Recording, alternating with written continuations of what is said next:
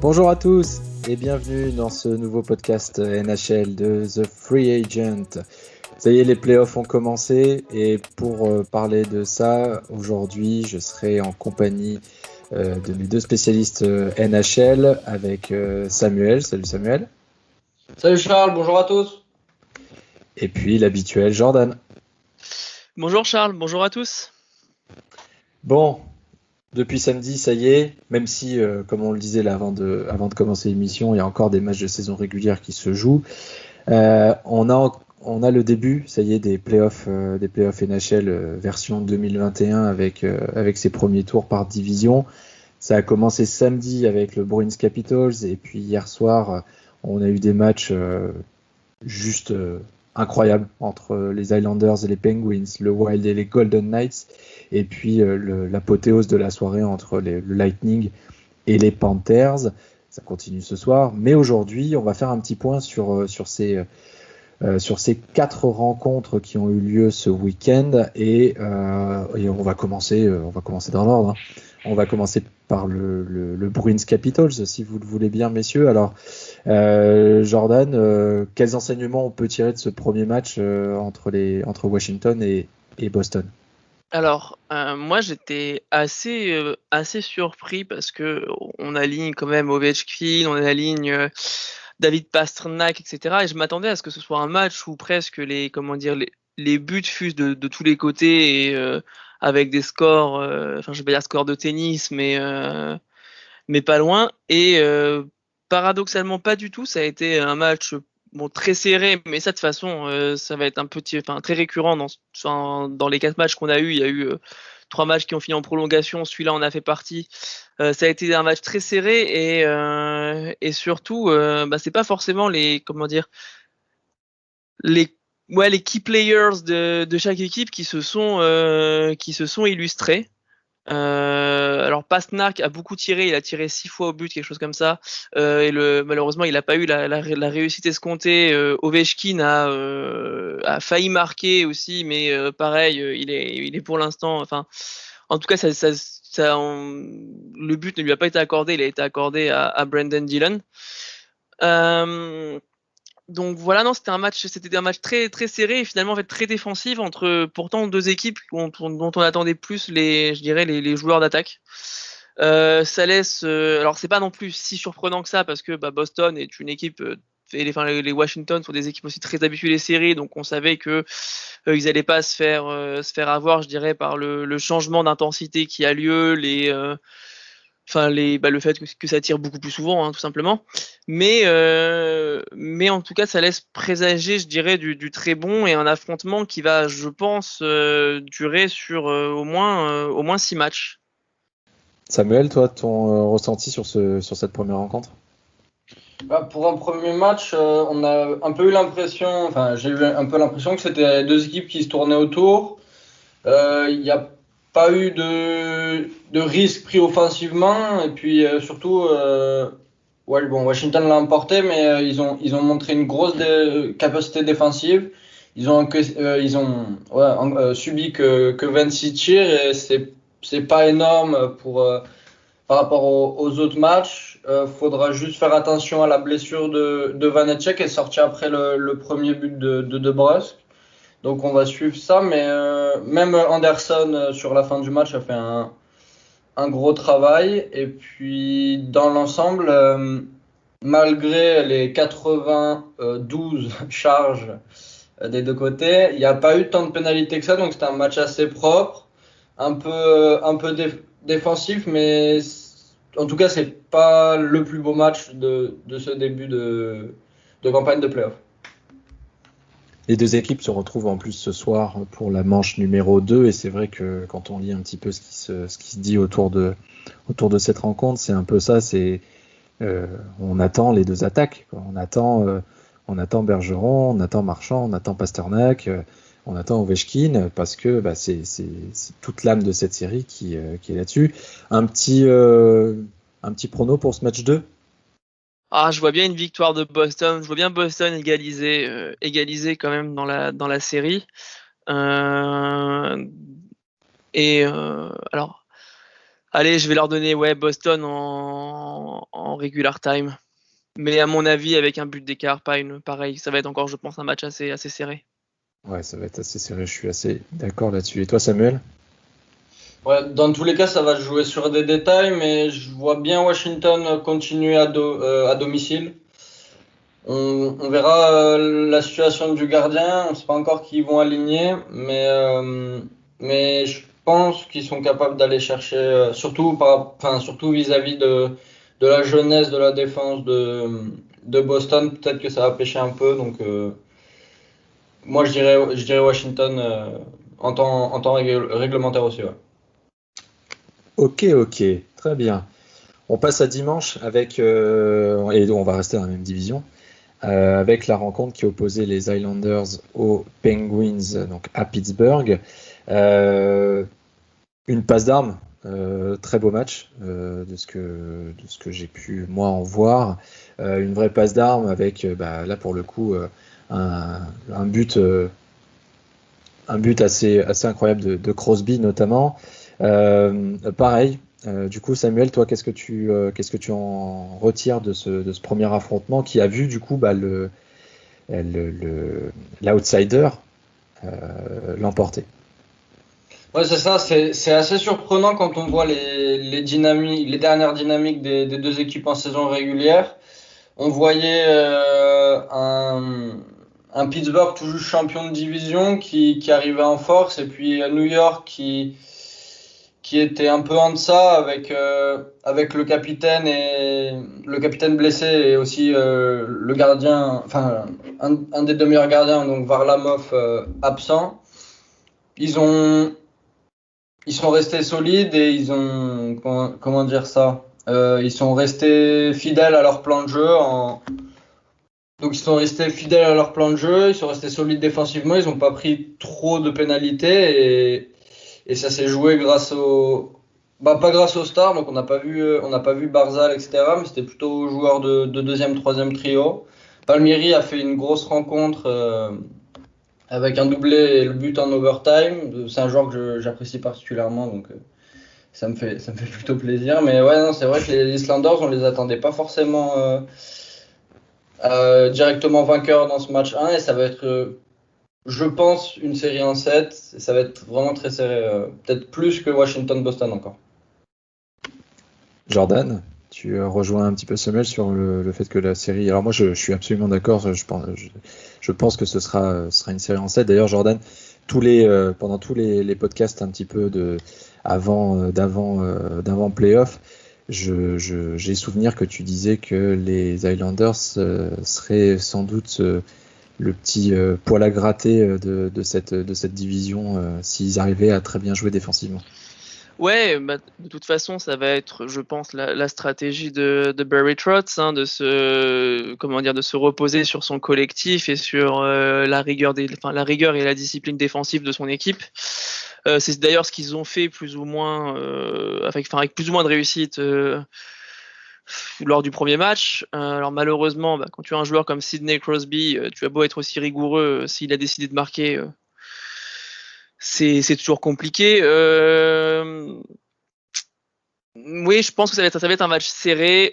Pareil, je vois aussi 6 ou 7 matchs. Je suis pas si surpris que les Highlanders arrivent à prendre d'entrée comme ça, à surprendre les Penguins. En effet, on n'a pas vu Barzal, mais encore une fois, le doublé de Palmieri, ça montre bien à quel point Barry Trotz gère bien son groupe, et ils l'ont fait venir, ils le font jouer, il est décisif. C'est assez, c'est assez ingénieux de sa part. Après, moi, concernant les New York, et le seul truc, je pense, qui peut vraiment leur nuire, c'est que on le sait que, que les séries, c'est le moment où Crosby prend toute sa, je dirais, sa splendeur. Et s'il décide s'il arrive plutôt à jouer à son meilleur niveau, il peut pratiquement aller gagner la série à lui tout seul. Samuel? Oui, je voulais juste parler pour finir sur ce match-là d'un joueur qui a marqué 3 points hier, un but de passe décisive. C'est Jean-Gabriel Pageau.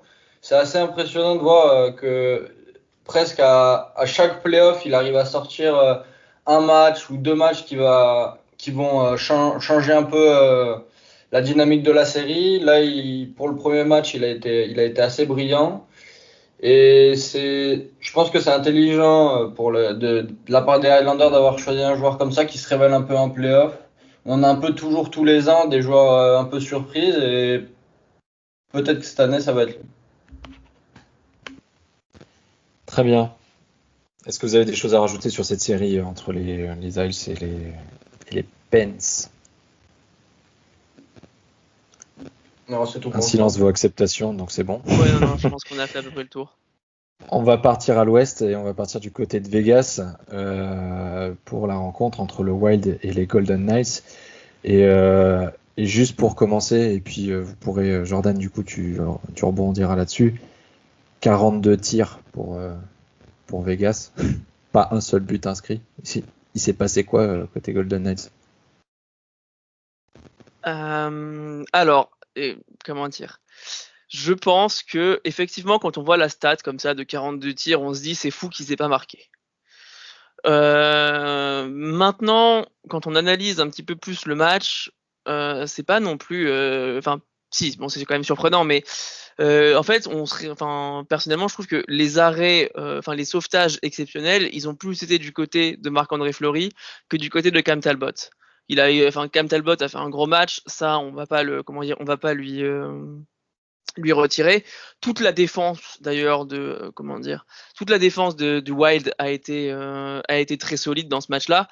Mais surtout, moi, ce que je trouve assez fort, c'est que cette équipe du Wild, dès qu'elle se projette en attaque, et même si face à Vegas, elle savait que ça allait être compliqué de se projeter en attaque, parce que Vegas, c'est une équipe qui aime bien, qui est très dominante sur la glace.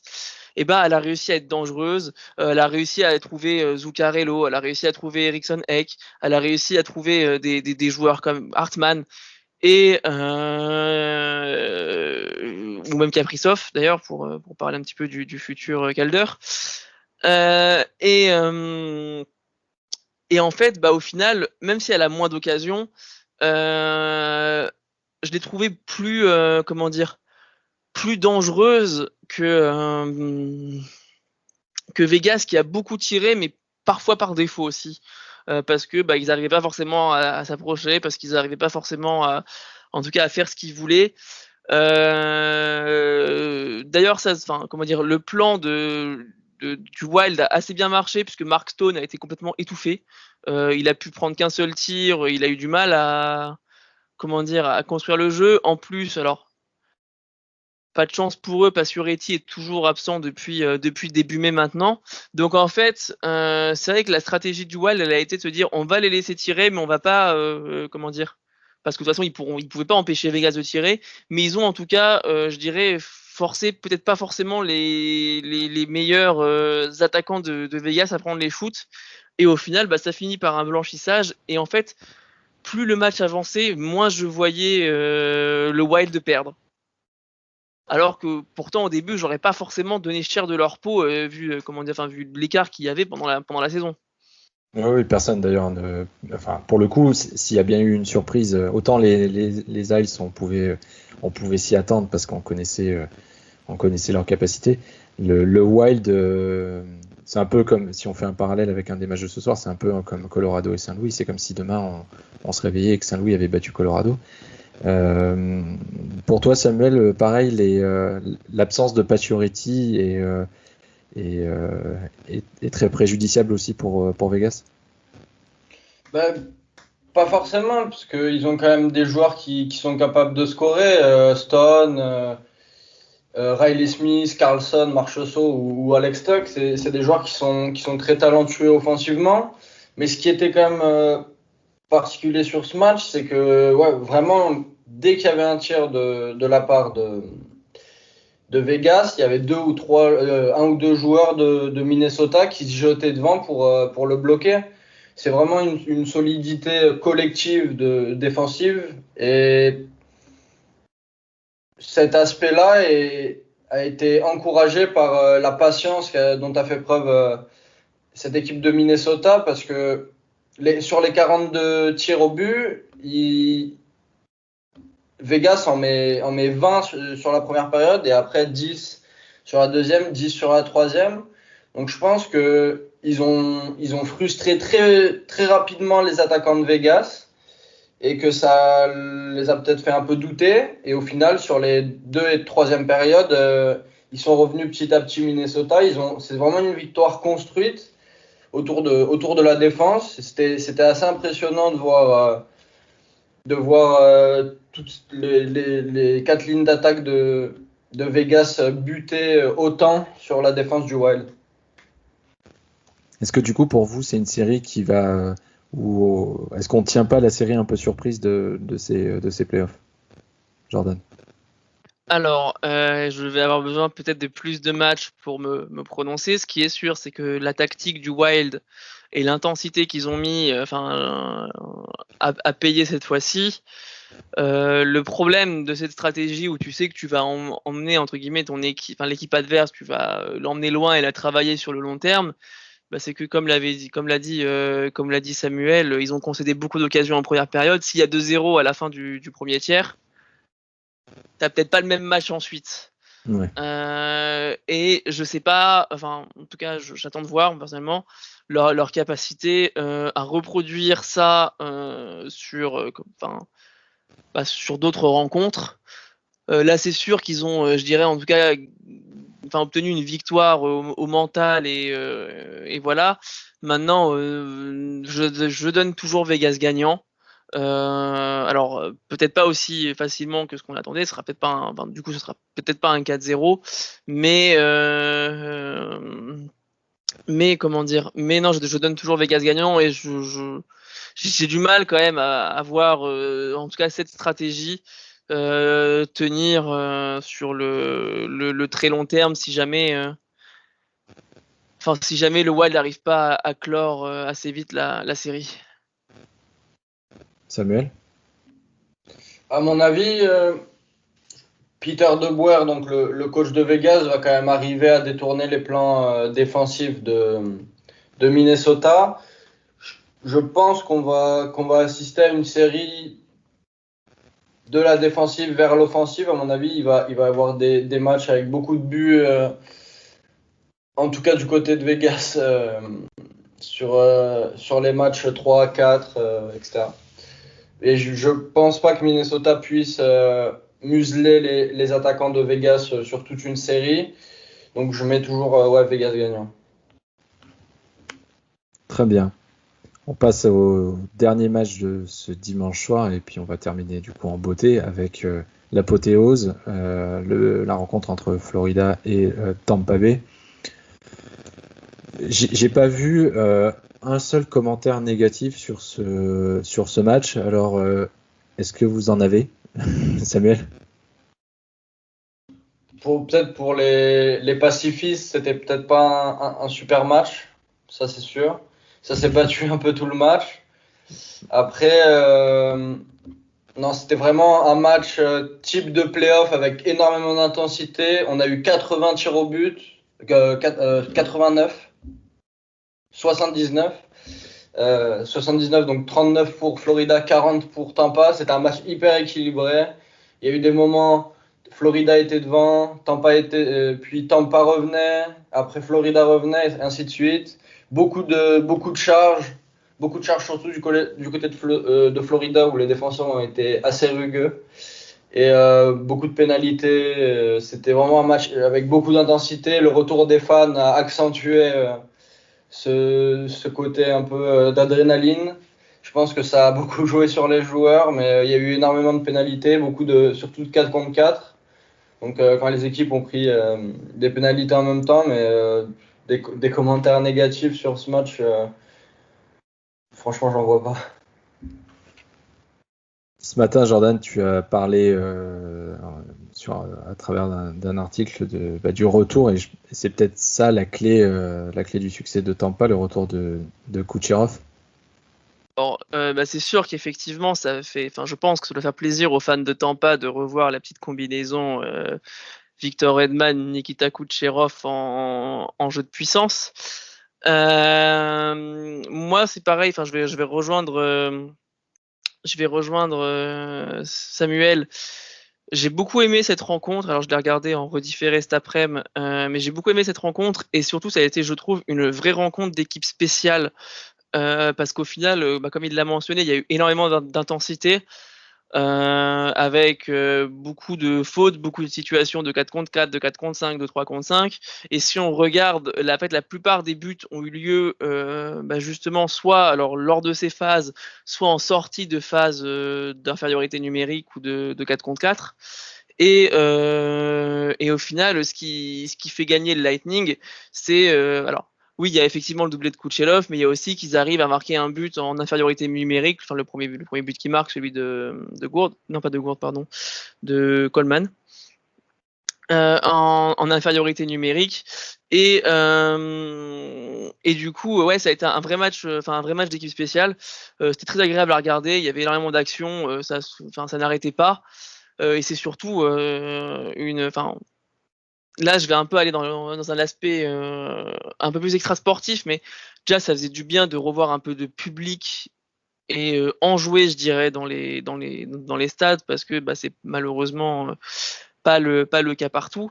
Et surtout, que ce soit pour Tampa ou que ce soit pour Florida, c'est ce genre de séries, ce genre de matchs qui vont créer des rivalités, qui vont créer de l'attractivité aussi pour des franchises. Alors, qui parfois en manquent un peu, vu leur emplacement géographique, qui ne sont pas forcément propices à du hockey sur glace. Et puis effectivement, revoir, pour revenir au sujet initial qui était Kucherov, revoir Kucherov mettre des one-timers, revoir cette équipe du Lightning au complet avec Hedman, parce qu'il y a Stamkos aussi qui revenait, mine de rien, c'est ce que j'allais dire. voilà, qui revenait aussi, qui n'avait pas joué depuis début mai, avec Hedman, donc avec Kucherov, avec Stamkos, revoir un peu cette équipe, ce rouleau compresseur revenir, et une fois n'est pas coutume, je dirais avoir un petit peu d'opposition en face. C'était plutôt agréable. Moi, je pense que ça va être une belle série, parce que même Florida et comment dire, j'ai beaucoup de, je vais pas dire d'admiration, mais en tout cas, moi, cette équipe, je la trouve très plaisante, l'équipe de Florida. Ils ont perdu Ekblad, qui était quand même un excellent joueur et leur meilleur défenseur, et pourtant, ils arrivent encore à livrer des prestations de haut vol. Le match a d'ailleurs encore une fois failli finir en overtime, ce qui aurait fait un 4e match consécutif en overtime, ce qui aurait été un truc assez exceptionnel. Non, puis ils ont réussi, je trouve, à construire une équipe qui est plutôt équilibrée, plutôt pas forcément la plus sexy sur le papier, mais elle fonctionne. Ils ont relancé des joueurs comme Bennett, ils ont relancé des joueurs comme Verhaeghe, et voilà. Je trouve que c'est très bien joué de leur part, et j'ai hâte de voir la suite. Et alors, j'avais certes donné le premier match à Tampa, mais j'ai vraiment envie de donner la série à Florida. Samuel? Oui, il y avait juste un point sur lequel je voulais revenir, c'est le retour de Stamkos. On ne savait pas trop si il allait être en pleine forme ou peut-être un peu réduit en termes de minutes, etc. Mais il a joué tout le match, il a distribué des tampons tout le match. C'était assez impressionnant de voir un joueur qui n'a pas joué depuis plusieurs mois arriver comme ça en pleine forme. C'est un gros travail de l'équipe de Tampa. Est-ce que vous pensez du coup que... Alors Jordan, t'as donné plus ou moins ton avis. Toi, Samuel, est-ce que Tampa peut continuer sur cette lancée et puis on va dire rester en vie pour le doublé?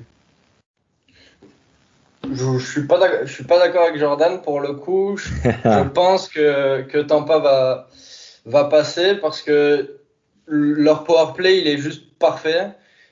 Et vu l'intensité de ces matchs, il va y avoir beaucoup de pénalités. Donc, Tampa va se retrouver en power play. Et c'est vraiment très impressionnant. La qualité de passe d'Edman, la vision du jeu de Kucherov sur l'aile qui peut être dangereux en une fraction de seconde. Le palais, il est derrière Bobrovsky, c'est terminé. Donc, à mon avis, ça va être un gros facteur pour Florida d'arriver à gérer cette intensité, mais en restant discipliné, ça va être vraiment très compliqué. Donc, je vois Tampa Bay passer un peu à l'expérience, mais ça sera quand même une grosse bataille, peut-être sûrement match 6 ou match 7. Ouais. C'est ce qu'on veut, c'est les Game 7. Comme les playoffs NBA vont commencer, on veut aussi les Game 7 dans toutes les playoffs. On a fait le tour de ce week-end. Je vais vous demander juste, il y a des matchs ce soir. Alors je vous ai déjà demandé pour le Bruins-Washington, donc en match 2, mais il y a 2 nouveaux premiers matchs de série qui vont s'ouvrir entre Nashville et Carolina. Samuel, Nashville, Carolina? Carolina à 100%. Je vois pas comment cette équipe de Nashville qui a bataillé toute la saison pour atteindre les playoffs ne pourrait pas tomber contre Carolina qui a gagné la division centrale devant Tampa et Florida. Jordan? Alors, je vais être de l'avis de Samuel aussi. Comment dire?